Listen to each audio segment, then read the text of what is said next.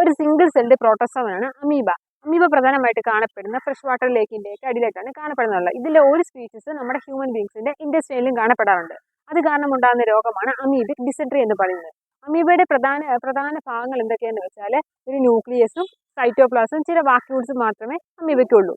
ഈ സൈറ്റോപ്ലാസം ഉപയോഗിച്ചാണ് amoeba movement നടത്തുന്നത്. എങ്ങനെയാണെന്ന് വെച്ചാൽ ഇപ്പോൾ എന്തെങ്കിലും ഒരു ഫുഡ് പാർട്ടിക്കിൾ കണ്ടെന്നിരിക്കട്ടെ, ഈ അമീബ അതിന്റെ സൈറ്റോപ്ലാസിനെ എക്സ്റ്റെൻഡ് ചെയ്ത് അതിനടുത്തേക്ക് മൂവ്മെന്റ് നടത്തി അതിനെ ഒരു വാക്യൂൾ പോലെ ഫോം ചെയ്ത് സൈറ്റോപ്ലാസത്തിനെ ഉള്ളിലാക്കുകയാണ് ചെയ്യുന്നത്.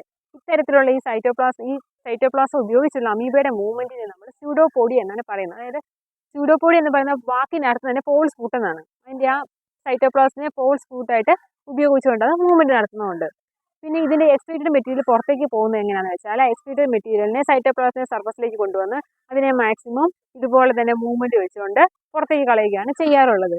പിന്നെ ഈ അമീബ പ്രധാനമായിട്ടും നമ്മൾ ഉപയോഗിക്കുന്നത് റിസർച്ച് ലാബുകളിലൊക്കെയാണ് യൂസ് ചെയ്യുന്നത്. അതെന്താണെന്ന് വെച്ചാൽ ഇതിന്റെ ന്യൂക്ലിയസിനെ കുറിച്ചും സൈറ്റോപ്ലാസത്തിനെ കുറിച്ചും ഇതിന്റെ സ്ട്രക്ചറിനെ കുറിച്ചൊക്കെ കൂടുതൽ പഠിക്കാൻ വേണ്ടിയാണ് അവരിതിനെ മെയിനായിട്ട് യൂസ് ചെയ്യുന്നത്. പിന്നെ മറ്റ് ചില ലബോറട്ടറി പർപ്പസിന് വേണ്ടി.